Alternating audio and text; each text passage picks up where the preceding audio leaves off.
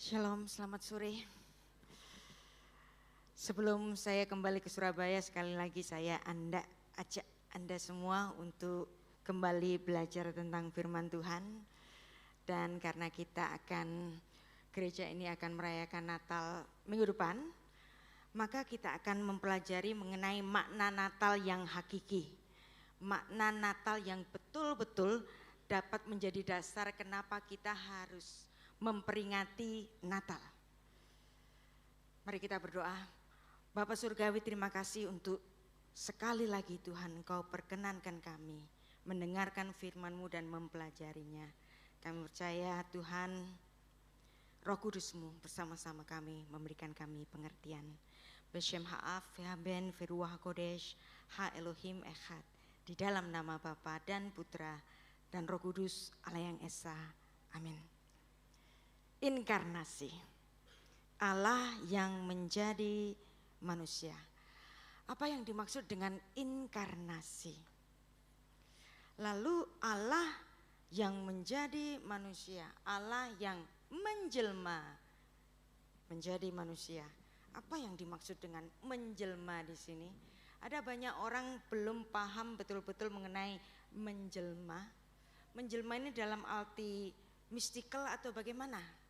Kalau kita mengingat ada cerita-cerita mitos, mak lampir menjelma menjadi harimau, mak lampirnya hilang, tinggal harimau. Tetapi apakah Allah yang menjadi manusia lalu Allahnya hilang tinggal manusianya? Tentu saja tidak. Makanya kita harus memahami betul-betul apa maksud Allah menjadi manusia, apakah ada kekosongan Allah? Maka di sini kita akan betul-betul belajar mengerti mengenai inkarnasi. Apa artinya inkarnasi? Allah yang menjadi daging. Dan ada juga banyak kesalahpahaman mengenai inkarnasi lalu disamakan dengan reinkarnasi. Inkarnasi adalah betul-betul kata yang sangat alkitabiah. Tetapi reinkarnasi adalah kepercayaan dari agama lain. Tetapi karena ada kebingungan antara inkarnasi dan reinkarnasi, ada loh gereja yang gak mau pakai istilah inkarnasi, takut salah. Dan sebenarnya juga di kalangan Judaism sendiri ada juga pemahaman mengenai reinkarnasi. Tetapi ini dari kalangan Yudaisme yang sudah kontemporer, yang baru muncul pada abad ke-16 Masehi, yaitu kalangan Kabbalah. Mereka menyebutnya dengan Gilgul Neshamot atau rolling of the soul. Tetapi di sini kita bukan mempelajari mengenai rolling of the soul, tetapi bagaimana kita memahami Ibrani 9 ayat 27 sampai 28 yang menegaskan perbedaan yang sangat mendasar itu, bahwa manusia ditetapkan untuk mati satu kali saja dan sesudah itu dihakimi. Maka reinkarnasi bukan kepercayaan Kristiani. Demikian pula Kristus hanya satu kali saja mengorbankan dirinya. Berarti inkarnasi hanya terjadi satu kali saja. Reinkarnasi tidak pernah diajarkan di Alkitab, bahkan bukan ajaran Musa, bukan pengajaran para nabi, bukan dasar iman perjanjian baru. Dan Alkitab melihat hidup itu bukan sebagai lingkaran, tetapi sebagai ziarah, sebagai suatu perjalanan menuju ke satu arah, yaitu setelah manusia ditebus, manusia menjalankan hidupnya di dalam iman untuk menyongsong langit baru dan bumi yang baru. Maka kita baca bersama-sama Ibrani 9 ayat 27 sampai 28 supaya kita tidak canggung untuk menggunakan istilah inkarnasi, bukan reinkarnasi.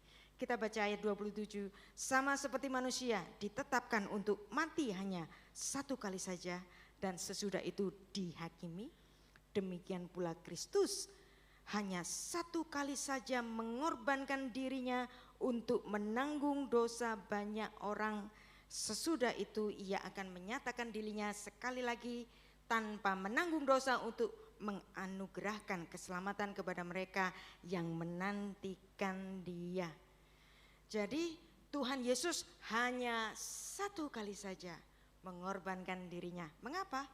Karena tugas Tuhan Yesus bukan mengulang, tetapi menggenapi. Dan itu adalah suatu undangan bagi kita semua. Apakah kita menyongsong undangannya? Dan inkarnasi itu bukan mitos, tetapi suatu peristiwa sejarah dunia. Inkarnasi adalah Allah yang hadir mengambil rupa manusia dan mengakhiri kuasa dosa. Demikianlah inkarnasi, Allah yang menjadi manusia. Tetapi adakah dasar ayatnya? Apakah betul-betul kata inkarnasi itu ada? Jawabannya ada. Kata inkarnasi berasal dari bahasa Latin encarne. En menjadi atau di dalam, karne daging. Anda ingat karnivora? Sama.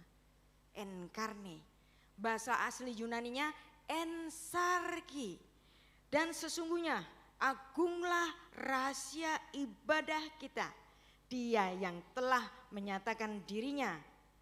Terjemahnya dalam rupa manusia.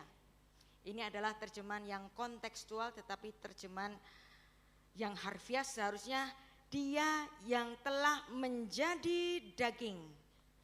Ensarki, inkarnasi, enkarni, dibenarkan dalam roh yang menampakkan dirinya kepada para malaikat-malaikat, diberitahukan di antara bangsa-bangsa yang tidak mengenal Allah, yang mempercayai di dalam dunia, diangkat di dalam kemuliaan.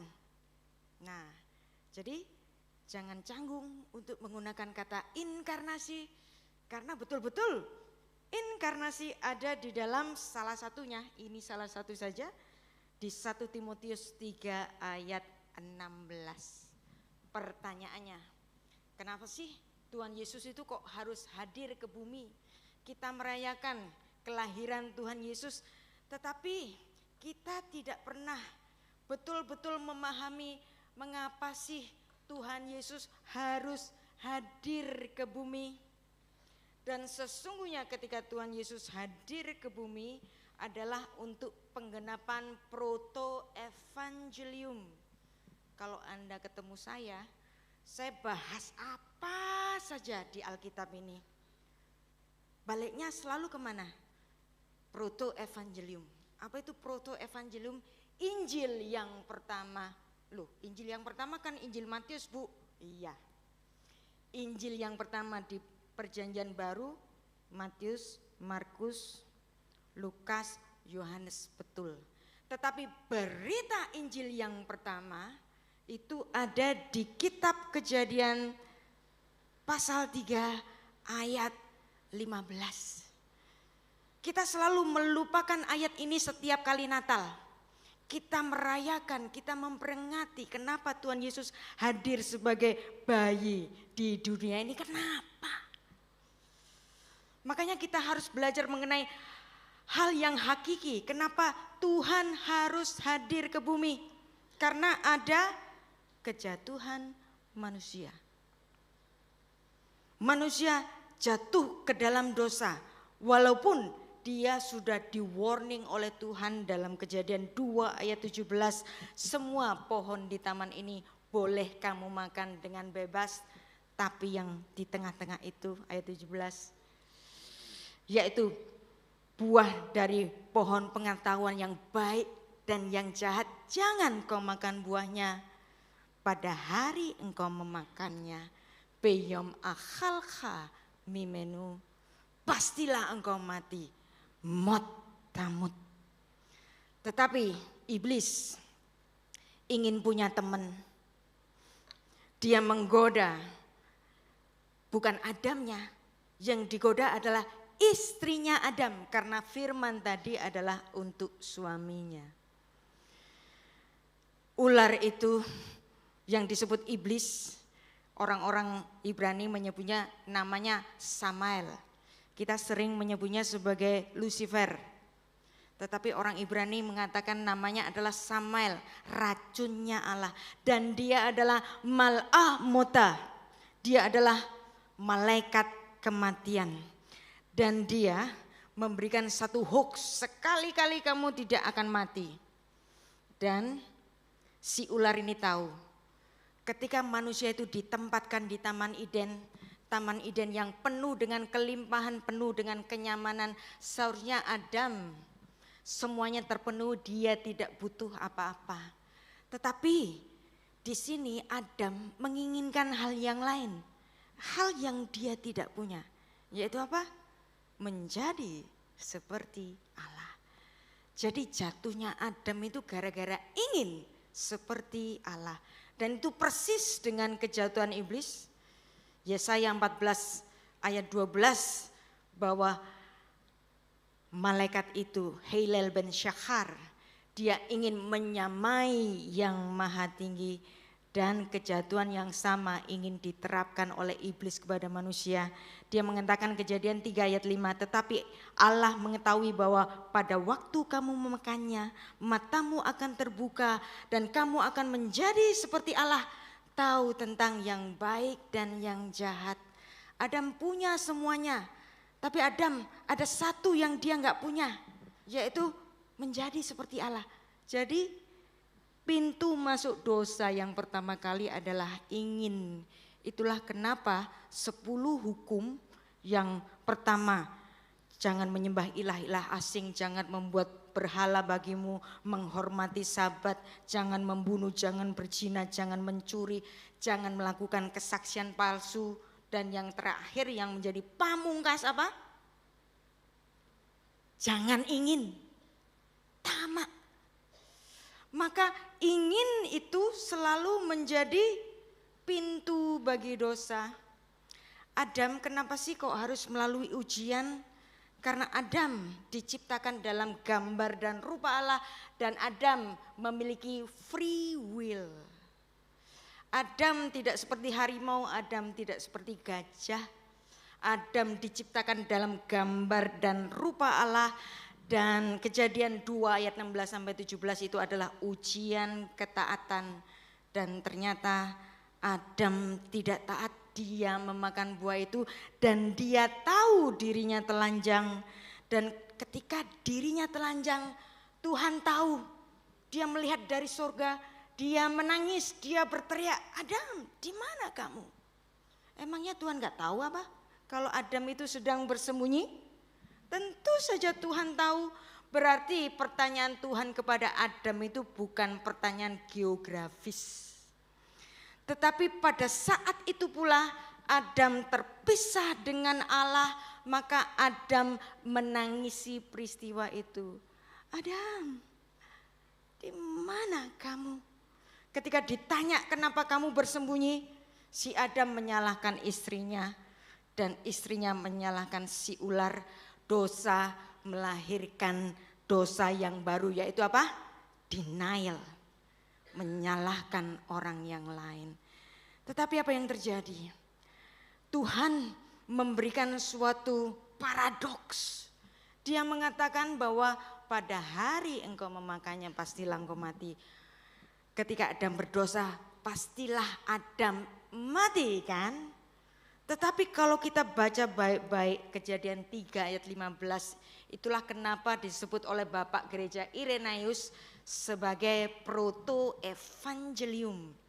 Injil yang pertama, berita sukacita yang pertama, dan orang Yahudi sendiri pun menyebut Kejadian 3 ayat 5 ini, Kejadian 3 ayat 15 ini sebagai hatikvah lamasyiah, harapan akan hadirnya Sang Mesias. Jadi kalau Kejadian 3 ayat 15 ini adalah harapan akan hadirnya Sang Mesias, kenapa tiap Natal ayat ini tidak dibacakan? Maka untuk menyambut Natal kita baca ayat ini. Di sini ada suatu paradoks. yaitu maklumat dari Tuhan, berita sukacita dari Tuhan. Di mana sukacitanya? Kita akan bingung. Maka saya akan baca pelan-pelan. Aku akan mengadakan permusuhan berdarah. Jadi bahasa Indonesia kan cuma permusuhan saja, tetapi di sini ada ve'eva ashit. Dan aku akan mengadakan permusuhan berdarah. Kalau permusuhannya itu berdarah, pasti ada yang mati. Benha uven haisha, antara engkau dan perempuan ini, uven sar'aha uven sar'ah, antara keturunanmu dan keturunannya. Hu yeshuve haros, dia akan meremukkan kepalamu.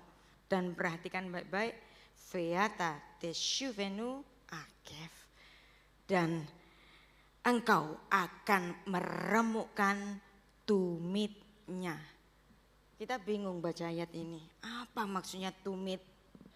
Tumit dengan Yakub jauh maknanya. Bahasa Inggris heal dengan Jacob jauh maknanya. Tetapi Akef dengan Yaakov maknanya bisa sama karena terdiri dari akar kata yang sama. Coba Anda bisa bayangkan, ini adalah nubuat yang pertama bahwa nanti akan ada keturunan perempuan yang hadir dari keturunan si tumit. Dan keturunan si tumit itu remuk. Maka dialah yang menjadi ve'eva ashit. Perseteruan berdarah itu mengakibatkan kematian dari si tumit. Nah, ini bedanya.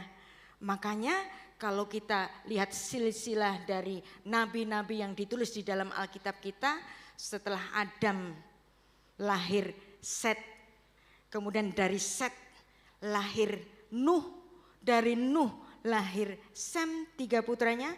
Nuh punya 3 putra, Sem, Ham, dan Yafet.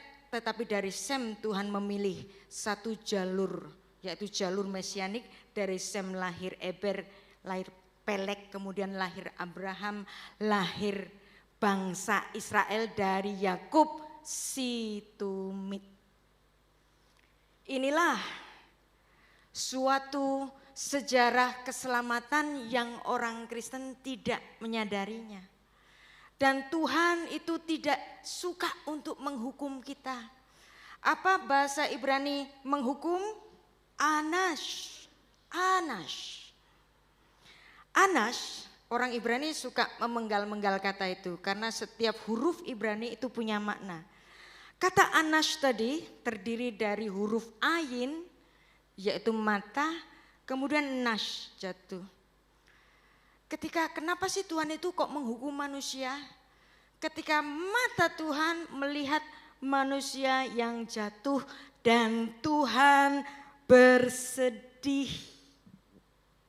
Itulah ketika kenapa Adam itu jatuh ke dalam dosa, Tuhan justru saat itu pula di hari kematiannya, dan Adam ini adalah makhluk yang diciptakan dalam gambar dan rupa Allah. Dia makhluk yang sangat intelektual, sangat pinter. Dia kaget tadi mendengar firman Tuhan, Kejadian 3 ayat 15. Aku akan mengadakan permusuhan antara engkau dan perempuan ini, antara keturunanmu dan keturunannya. Adam dengarnya, loh kok ada keturunan? Di hari kematianku kok ada keturunan? Dia kaget pertama.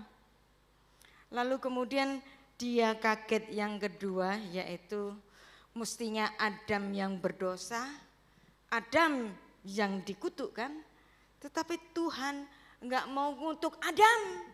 Kalau Adam dikutuk hari itu ya sudah selesai, enggak ada kita. Maka Tuhan mengutuk Adamah. Kenapa Adamah? Karena dari Adamah yang artinya tanah, manusia itu diciptakan. Manusia menurut Kejadian 2 ayat 7 diciptakan dalam 2 unsur. Yang pertama adalah unsur yang fana, yaitu tanah. Kemudian yang kedua adalah nishmat hayim. Nafas kehidupan yang dihembuskan oleh Tuhan di hidungnya Adam. Berarti di dalam diri Adam ada unsur adamah, unsur tanah.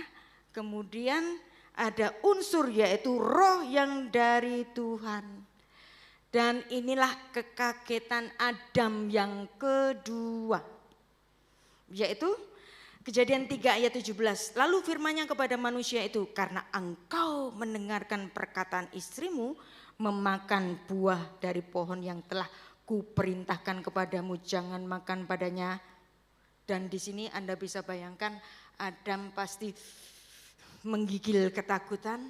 Dan di dalam menggigil ketakutannya dia kaget yang kedua. Yaitu apa? Ternyata yang dikatakan yang dikutuk oleh Tuhan itu bukan Adam tetapi Adamah. Arura ha Adamah, terkutuklah Adamah, terkutuklah tanah. Adam kaget lagi, loh Adamah bukan tanah. Dan memang dari situlah Tuhan membiarkan unsur bumi, unsur yang fana dari Adam ini, dia harus mendapatkan konsekuensi dari kesalahannya. Tuhan menghukum tanah, mengutuk tanah. Dan Adam saat itu pula di hari kematiannya, dia tunduk pada hukum kematian. Adam yang seharusnya enggak harus mati, saat itu pula Adam bisa sakit, berpeluh mendapatkan rezekinya, bisa sakit, bisa menua, bisa mati. Jadi apakah Tuhan mengutuk manusia dalam peristiwa pertama kali kejatuhannya? Tidak. Yang dikutuk Adam. Maka kita pun sebagai keturunan Adam semuanya tunduk pada hukum kematian, yaitu mati secara ragawi. Dan Anda tahu tadi Adam kaget 2 kali. Dan di sini kita tahu bahwa Adam adalah orang beriman. Kalau Anda cari di Alkitab, nama Hawa sejak Kejadian pasal 2 sampai Kejadian 3 ayat 19, nama Hawa enggak pernah disebut. Karena si perempuan itu belum punya nama. Di sepanjang ayat dia hanya disebut Isya. Kenapa Isya? Isya itu artinya perempuan atau manusia betina. Kenapa dia disebut Isya? Karena dia diambil dari Ish. Ish itu apa? Manusia laki-laki, suaminya. Jadi perempuan dipanggil Isya karena dia diambil dari Ish. Nah, ada 2 kaget. Kaget pertama di hari kematiannya, Tuhan menjanjikan keturunan. 1 kaget. 2 kagetnya Tuhan mengutuk Adam, tidak mengutuk Adam. Maka Adam menyatakan imannya yang pertama kali dengan menamai istrinya Hawa. Kita baca ayatnya. Kejadian 3 ayat 20. Manusia itu memberi namanya Hawa bahasa Indonesia, If bahasa Yunani. Hawa adalah serapan dari bahasa Arab yang sama dengan bahasa Ibrani Hawa dari kata hai. Hai itu artinya hidup. Kenapa manusia laki-laki ini Adam memberikan nama Hawa kepada istrinya Hai, dari akar kata hai. Ada alasannya, sebab dialah si perempuan itu menjadi ibu bagi semua yang hidup. Vayikra ha Adam Shem Ishto Hawa Kihi Hayata Em Hol Hai. Jadi dia mengimani Kejadian 3 ayat 15 tadi bahwa nanti akan ada keturunan dari si perempuan ini untuk melanjutkan kehidupan. Jadi Hawa adalah cerminan iman Adam dan dia adalah manusia yang berpikir. Maka kalau Anda tanya ke saya, siapakah filsuf pertama? bukan Sokrates, bukan Plato, tetapi Adam. Karena dia mengerti, dia bisa menerjemahkan maksud Tuhan bahwa akan ada harapan kehidupan melalui istrinya, maka dia menamakan istrinya Hawa. Karena dia adalah manusia beriman yang pertama kali, itulah kenapa nama Adam ada di dalam silsilahnya Tuhan Yesus Kristus di dalam Lukas pasal 3. Kenapa namanya ada di dalam silsilahnya Tuhan Yesus Kristus? Karena dia termasuk orang yang beriman. Dan terjadilah tukar guling kematian yang pertama. Adam masih diizinkan hidup selama 930 tahun. Kenapa? Karena Tuhan melakukan perlakuan tukar guling yang kematian yang pertama, dan inilah tipologi bahwa Tuhan membunuh binatang yang tidak berdosa, diambil kulitnya untuk menjadi pakaian Adam. Kejadian 3 ayat 21. Tuhan memberikan respon pada iman Adam, dan Tuhan Allah membuat pakaian dari kulit binatang untuk manusia dan untuk istrinya itu, lalu mengenakannya kepada mereka.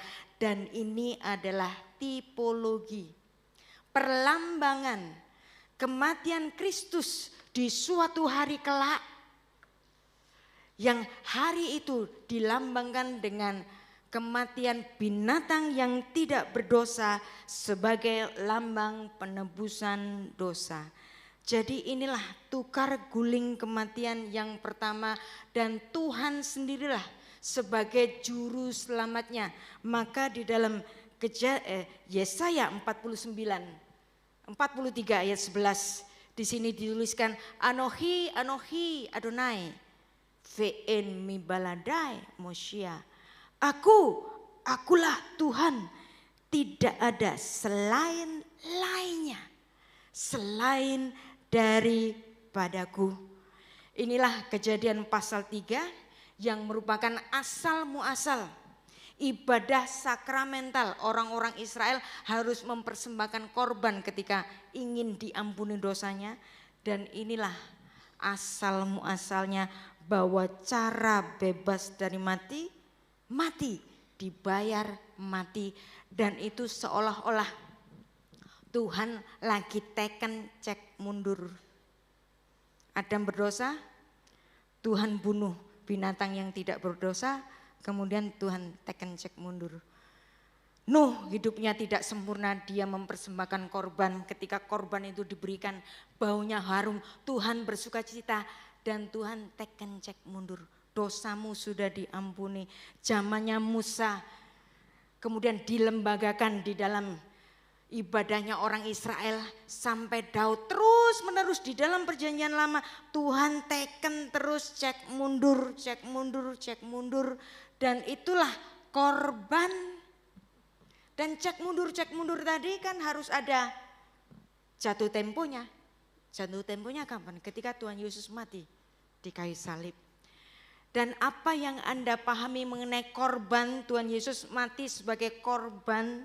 Kalau kita bicara mengenai korban hari ini, korbannya maknanya sudah beralih, korban banjir.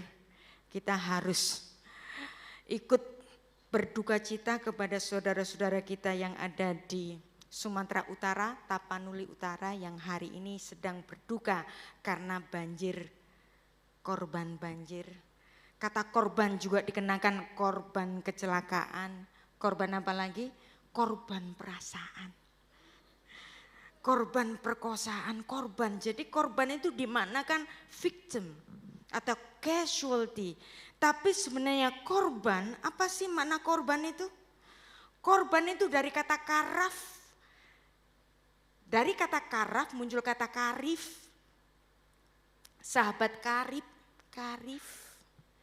Nah kemudian kalau dijadikan nomina dikasih akhiran n, karban, korban. Berarti korban itu harga mendekat. Tuhan tadi berteriak kepada Adam, Adam, di mana kamu? berarti Tuhan yang mencari. Karena Adam tidak bisa bercengkerama lagi dengan Tuhan, berbicara face to face dengan Tuhan karena dia berdosa, maka harus ada harga mendekat. Itulah korban, dan ini ibadah sakramental terus menerus dilakukan oleh orang-orang Israel sampai kesudahannya Tuhan Yesus bicara tetelestai. Dan demikianlah 1 Korintus 15 ayat 45 menuliskan, seperti ada tertulis, manusia pertama Adam menjadi makhluk yang hidup, tetapi Adam yang akhir menjadi roh yang menghidupkan. Dosa satu Adam awal yang menjadikan semua memiliki tabiat dosa, maka cukup diselesaikan oleh satu Adam akhir. Dan inilah tipologi tukar guling kematian. Kematian Adam yang seharusnya mati secara kekal dibayar dengan kematian yang sempurna oleh Tuhan Yesus Kristus. Pertanyaannya, kenapa sih kematian itu harus dibayar dengan darah? Dosa itu harus dibayar dengan darah. Dalam Imamat 17 ayat 11 di situ diberikan suatu alasannya. Karena di dalam darah dari makhluk, disitulah nyawa makhluk itu ada. Jadi darah adalah lambang dari nyawa. Maka demikianlah kalau kita melihat bahwa Sang Juru Selamat itu tidak ada lainnya selain dari Tuhan saja, dan hanya Tuhan satu-satunya Goel, penebus, maka demikianlah kalau kita percaya bahwa Sang Juru Selamat adalah Allah saja, ketika kita mengakui bahwa Yesus Kristus adalah Sang Juru Selamat, maka kita dengan sendirinya mengakui Yesus Kristus adalah Allah. Tapi Anda akan bertanya lagi, apa sih susahnya mengampuni saja? Kan Tuhan bisa mengampuni kita toh. Dosamu bisa diampuni. Kelihatannya gampang. Tapi saya akan memberikan satu ilustrasi. Saya adalah orang yang dikenal cukup uang oleh saudara saya. Saudara saya sangat cintai dia. Dia kurang apa saja saya kasih. Lalu kemudian satu saat saudara saya datang ke saya. Mau hutang 100 juta. Untuk apa? Untuk usaha. Karena saya sayang, saya percaya, saya kasih dia hutang 100 juta untuk mulai usaha. Mau usaha apa? Kuliner, oke, usaha kuliner. Lalu saya tunggu setahun, kok usahanya gak maju. Tahun kedua, malah mungsret. Tahun ketiga, tahun keempat. Lalu kemudian saya datang kepada saudara yang saya sangat sayangi itu. Lalu saya ngomong ke dia, hutangmu sudah diampuni. Hutangmu sudah aku anggap lunas. Emang gampang ngomong begitu? Ketika saya ngomong hutangmu sudah dilunasi atau hutangmu sudah dibayar atau hutangmu sudah diampuni, saya saat itu juga apa? Menghisap kerugian 100 juta. Ya kan? Emang gampang ngomong. Demikian juga ketika Tuhan mengampuni kita, artinya apa? Tuhan yang menghisap konsekuensi kematian itu. Jadi inilah konsep anugerah yang dari kemarin sudah kita pelajari. Apa sih anugerah itu? Yang memberi tidak berkewajiban, yang menerima enggak punya hak tapi dikasih. Tuhan enggak punya kewajiban untuk mengampuni kita. Kita pun enggak punya hak untuk minta diampuni, tapi kita diberi. Itulah kasih Tuhan, itulah kasih karunia, dan untuk itulah Dia inkarnasi. Karena Allah adalah roh, maka kematian itu harus dia ganti dengan cara menjadi manusia. Inkarnasi adalah Allah yang kekal, Sang Firman, Sang Logos, rela mengambil rupa manusia dalam pribadi Tuhan Yesus Kristus. Tadi saya bilang, apa sih Allah yang menjelma menjadi manusia? Bukan seperti siluman, mak lampir dalam cerita mitos, jadi harimau, mak lampirnya hilang, tinggal harimaunya. Makanya ketika kita memahami inkarnasi, kita harus paham mengenai doktrin Trinitas.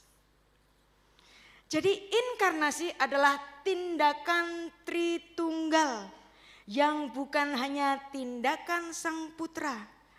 Sering orang berkata Yesus menjadi manusia, benar, tetapi pemahaman Alkitabiahnya adalah inkarnasi adalah tindakan bersama Allah Tritunggal, bukan hanya tindakan pribadi kedua.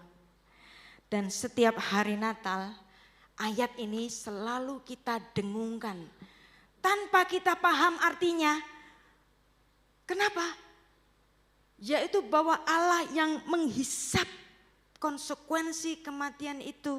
Kita baca ke Yohanes 3 ayat 16, karena begitu besar kasih Allah akan dunia ini sehingga ia telah mengaruniakan anaknya yang tunggal supaya setiap orang yang percaya kepadanya tidak binasa melainkan beroleh hidup yang kekal. Kita hafal ayat ini, tetapi kita lupa esensi. Kenapa Tuhan Yesus harus hadir? Yaitu tadi, Tuhan mau menghisap konsekuensi kematian. Jadi kitab suci melalui ayat ini kita bisa bersama-sama mengerti bahwa Bapa mengutus. Yohanes 3 ayat 16, Sang Putra mengambil rupa manusia. Yohanes 1 ayat 14, kemudian Roh Kudus menaungi Maria dan dari situ muncul Immaculate Conception, Tuhan menaruh janin ke dalam rahimnya Maria. Kenapa sih peranakan perempuan itu disebut rahim? Dalam makna karunia, kerahiman Allah, kasih karunia Allah, rahmatnya Allah, kok disamakan dengan uterusnya perempuan, yaitu apa? Peranakan. Karena sejak Kejadian 3 ayat 15 Tuhan menjanjikan kehidupan melalui perempuan. Berarti apapun yang lahir dari rahim ibu itu karunia. Bapak-bapak, anak-anak kita lahir dari rahim ibu. Maka anak-anak kita adalah karunia dari Tuhan. Ada amin di sini? Jadi disinilah kalau Kejadian sudah memberikan kepada kita suatu berita terbesar, berita sukacita terbesar, yaitu Kejadian 3 ayat 15, yaitu proto-evangelium, berita sukacita yang pertama. Dan di kitab-kitab Injil, Matius dan Lukas memulai Tuhan Yesus dari silsilahnya. Sefer Toledot, Yeshua HaMashiach ben David ben Abraham. Inilah silsilah Yesus Kristus, anak Daud, anak Abraham. Terus kemudian diperinci, Lukas pun demikian. Tetapi Yohanes mengambil cara yang lain. Dia menuliskan silsilahnya Tuhan Yesus dari mana dia berasal, yaitu secara kealahannya. Yohanes 1 ayat 1, pada mulanya adalah firman, firman itu bersama-sama dengan Allah dan firman itu adalah Allah. Dia menuliskan silsilah Yesus Kristus secara kealahannya. Ayat 2, ia pada mulanya bersama-sama dengan Allah. Ayat 3, segala sesuatu dijadikan oleh dia. Wow, Sang Firman ini adalah Sang Pencipta. Dan tanpa Dia tidak ada sesuatu pun yang telah jadi dari segala yang dijanjikan. Dan saya suka sekali ayat ini, ayat 14. Firman itu telah menjadi manusia diam. Ini kan bahasa Indonesia. Bahasa Yunaninya eskenosen. Bersyekinah, bertabernakel. Fayeskon, bertabernakel di antara kita. Dan kita telah melihat kemuliaannya, yaitu kemuliaannya yang diberikan kepadanya sebagai anak tunggal Bapa penuh kasih karunia dan kebenaran. Dan kalau kita mempelajari Kejadian 3 ayat 23 sampai 24. Di situ ada dua kata cerai, yaitu syalach dan garas. Dan di situ menggambarkan ketika manusia berdosa itu seperti Tuhan bercerai. Bercerai dengan Adam karena Adam dalam keberdosaannya tidak dapat bersama-sama lagi dengan Tuhan. Tetapi di ayat-ayat selanjutnya di kitab-kitab yang ditulis di dalam Hosea, yang ditulis di dalam kitab Kidung Agung, Tuhan selalu menggambarkan dirinya adalah sang suami dan umatnya adalah mempelai perempuannya. Jika kita adalah mempelai perempuannya, umat adalah mempelai perempuannya. Ayat 14 ini dikatakan bahwa sang firman itu bersyekinah, berkemah di antara kita.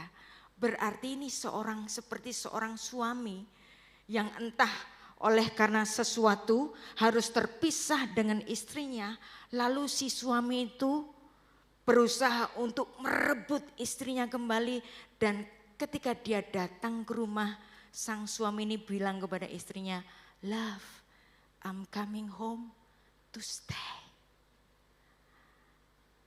Romantis sekali Tuhan kita.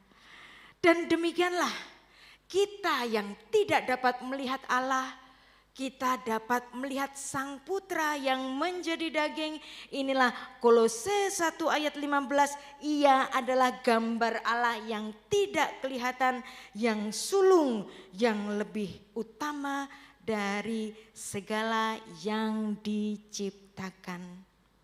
Pertanyaannya lagi, mengapa sih pribadi yang berinkarnasi, yang menjadi daging itu adalah Sang Putra? Mengapa bukan Bapa, mengapa bukan Roh Kudus yang menjadi manusia? Karena Sang Putra adalah Logos, Sang Firman.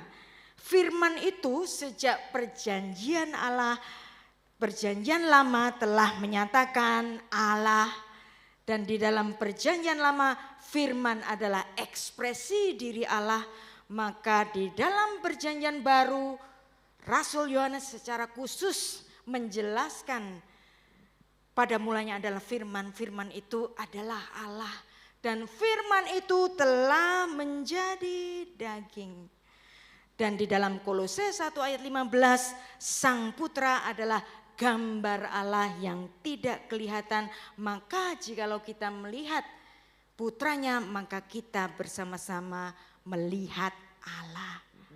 Maka hanya dengan doktrin Trinitas kita dapat memahami kenapa sih kok Tuhan Yesus itu berdoa. Kan agama lain suka ngeledekin kita, Tuhanmu kok berdoa? Kalau berdoa bukan Tuhan dong. Begitu bukan? Jadi orang sering salah paham. Jika Yesus adalah Allah, kenapa dia berdoa? Justru karena Allah itu Trinitas, justru Allah itu Tritunggal, maka Tuhan Yesus bukan berdoa kepada dirinya, melainkan berdoa sebagai putra kepada Sang Bapa. Jadi justru inkarnasi ini mengungkapkan hubungan Trinitas yang kekal. Putra yang bergantung kepada Bapa, dan Tuhan Yesus selalu mengatakan, jangan kehendakku yang jadi, tetapi kehendakmu yang jadi. Dan Bapa memuliakan Putra dan Roh mempersatukan keduanya. Dan demikianlah ini penting. Bapa tetap Allah, Roh Kudus tetap Allah. Putra walaupun menjadi manusia, dia tidak pernah bukan Allah. Justru Trinitas adalah manifestation of love. Tanpa memahami Trinitas, maka kita tidak mengerti bagaimana Trinitas adalah manifestation of love. Orang berdoa kepada Tuhan, tapi Tuhannya jauh. Tetapi kita dapat berdoa kepada Tuhan yang pernah menjadi manusia, yang pernah bermanifestasi sebagai daging, dan inilah manifestation of love. Tetapi banyak orang Kristen bicara yang seharusnya Trinitas adalah manifestation of love, tetapi apa yang terjadi? Mereka membicarakan Trinitas dengan garang. Kalau enggak sama aja modelnya atau kata-katanya atau kalimatnya atau deskripsinya, kamu bidat, sesat, kamu wanes, kamu sabilianisme. Padahal yang bersangkutan sudah percaya Trinitas. Dan Trinitas yang perlu kita pahami adalah manifestation of love, bahwa Bapa mengutus Sang Putra karena kasih, Anak taat kepada Bapa karena kasih, Roh Kudus menaungi, mendampingi karena kasih. Inkarnasi berasal dari Bapa, inkarnasi digenapi oleh Sang Putra, inkarnasi dikerjakan oleh Roh Kudus, inkarnasi menyingkapkan isi hati dari Allah Tritunggal. Jadi demikianlah inkarnasi, suatu penegasan kasih Allah yang sangat personal dan konkret. Makanya dalam bahasa Ibrani itu sebenarnya ada 10 kata yang bermakna kasih. Tetapi yang terpenting di antara 10 itu ada 2, yaitu ahava, dalam artian love as feeling. Anda pernah jatuh cinta tapi nggak ngompong? Ayo nggak ngomong aja terus, nanti diambil orang. Love as feeling tapi nggak pernah diungkapkan, ya kan? Jadi para remaja, laki-laki maupun yang perempuan kalau jatuh cinta ngomong aja, ya kan? Kalau disimpan nggak tahu, diambil orang nanti, ya kan? Maka itu love as feeling. Love as feeling yang engkau rasakan itu harus ditumpahkan di dalam suatu perilaku yang nyata. Nah itu bahasa Ibraninya hesed, kasih karunia, love as deed, kasih dalam perilaku yang nyata. Love as feeling, love as deed ada di dalam kasih Tuhan kita, dan kasihnya Tuhan itu adalah sungguh personal dan konkret. Maka demikianlah seperti seorang suami yang merebut istrinya yang hilang itu. Yohanes 1 ayat 14, firman itu telah menjadi manusia dan berdiam, eskenosen, berkemah, bertabernakel, bersyekinah di antara kita. Anda bisa bayangkan persatuan dari 2 kekasih yang dipisahkan oleh satu hal. Bahkan sang suami ini mengatakan, I will die for you. Dan dia betul-betul mati di kayu salib, dan itulah inkarnasi. Dan inkarnasi tidak mungkin terjadi tanpa adanya praeksistensi. Banyak ada di antara kita mengaku Kristen, tetapi ada loh yang tidak mengakui praeksistensi Tuhan Yesus. Sang firman yang sudah ada sebelumnya, itulah yang datang kepada kita di bumi ini. Yohanes 1 ayat 1, firman itu bersama Allah, firman itu adalah Allah. Dia ada sebelum dunia ada, dan sang firman itu adalah praeksistensi Tuhan Yesus Kristus. Dan praeksistensi ini ada banyak ayatnya di Alkitab kita yang sudah kita baca tadi apa? Yohanes pasal 1. ayat 1 sampai 14 dan kemudian Yohanes 17 ayat 5. Bapa, permuliakanlah aku dan aku dengan kemuliaan sebelum dunia ada.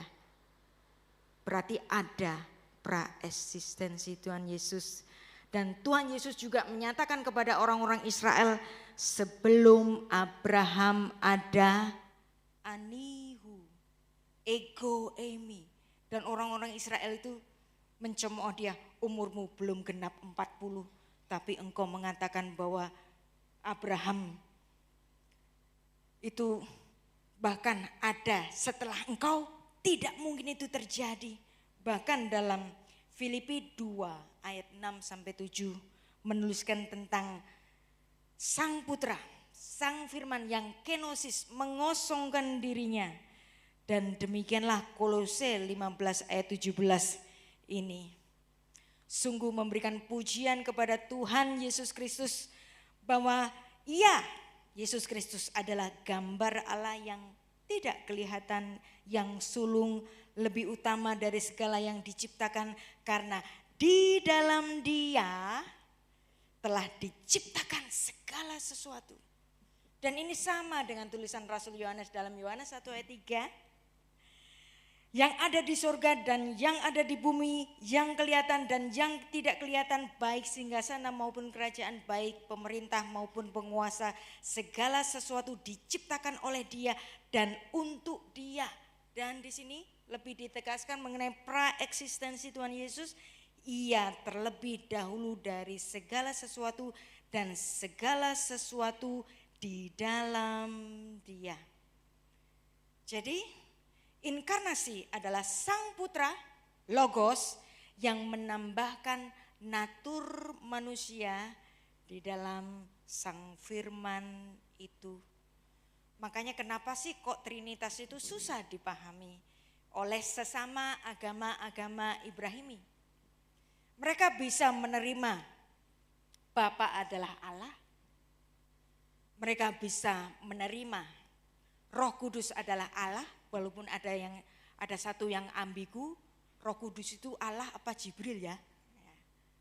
Ambigu, tapi mereka bisa menerima bahwa Roh Kudus adalah Roh Allah. Mereka bisa menerima. Tapi yang enggak bisa menerima adalah ketika Tuhan Yesus adalah Allah. Jadi di mata saya setiap orang yang sudah dapat mengimani Yesus Kristus adalah Tuhan, Allah dan Juru Selamat, bagi saya dia dengan sendirinya sudah mengimani apa itu Trinitas. Karena titik krusial di dalam Trinitas itu adalah di dalam eksistensi Sang Putra. Jadi kalau orang sudah mengimani Yesus Kristus adalah Allah dan Juru Selamat, ya sudah. Dia percaya Trinitas. Gak usah kita kata-katain lagi walaupun deskripsinya beda dengan kita. Karena iman setiap dari kita itu tahapan-tahapannya berbeda. Gak harus sama dengan para sarjana teologi kan. Tuhan bisa berbicara dengan orang yang paling sederhana. Firman bisa dibaca oleh orang yang lulusan SD sampai profesor. Makanya di situ saya percaya bahwa setiap firman dalam terjemahan terjelek sekalipun itu bukan kata-kata yang mati. Tetapi di situ ada firman Allah. Roh Kudus memberikan pengertian sesuai pengertian Dia. Jadi enggak boleh semua orang itu harus disamaratakan pengertiannya seperti sarjana teologi, bapak-bapak, ibu-ibu. Kita bisa menjadi pengikut Tuhan walaupun kita menjadi manusia terbodoh sekalipun. Tuhan bisa memberikan jalannya. Dan demikianlah kita memahami bahwa firman yang kekal itu mengambil natur manusia. Dan praeksistensi Tuhan Yesus menjelaskan mengapa ada inkarnasi. Tanpa praeksistensi tidak ada Tritunggal. Jika Putra tidak punya keberadaan sebelum kelahirannya, maka tidak ada istilah Bapa mengutus Sang Putra. Tidak ada relasi Trinitas yang kekal. Dan demikianlah Sang Firman telah ada sejak mulanya. Maka demikianlah kita jangan takut, jangan khawatir untuk menggunakan kata inkarnasi. Karena memang Allah menjadi daging, Allah menjadi manusia sama dengan kita manusia. Maka ayat utama kita yang biasa kita bacakan pada setiap Natal dan menjadi pesan Natal buat kita semua, Yohanes 3 ayat 16, karena begitu besar kasih Allah akan dunia ini sehingga ia telah mengaruniakan anaknya yang tunggal supaya setiap orang yang percaya kepadanya tidak binasa melainkan beroleh hidup yang kekal. Anda amin di sini? Kita adalah orang-orang yang mahal. Kenapa kita orang-orang yang mahal? Kita ditebus oleh darah yang mahal. Ada amin di sini? Maka jangan kau jual imanmu demi semangkok kacang merah yang mungkin itu berupa jabatan, berupa kekayaan, atau berupa yang lain. Hidup kita itu gak akan sebanding dengan kekekalan yang akan kita terima. Amin di sini. Maka marilah kita menyongsong Natal dengan suatu paradigma yang baru bahwa kita adalah orang-orang yang ditebus. Mari kita berdoa. Bapa, kami mengucap syukur bahwa kami adalah orang-orang yang mahal.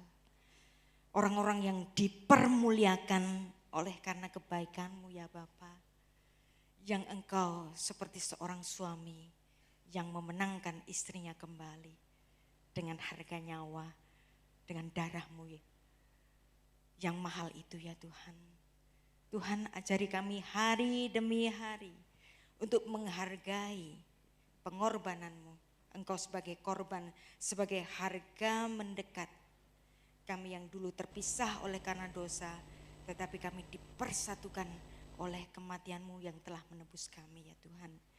Kiranya kami boleh menyongsong peringatan Natal dengan suatu paradigma yang baru, bahwa kami adalah orang-orang yang ditebus. Terpuji nama-Mu ya Tuhan untuk kebaikan-Mu. Beshem ha'af, vehaben, veruha kodesh, ha Elohim echad. Di dalam nama Bapa dan Putra dan Roh Kudus, Allah yang Esa. Amin.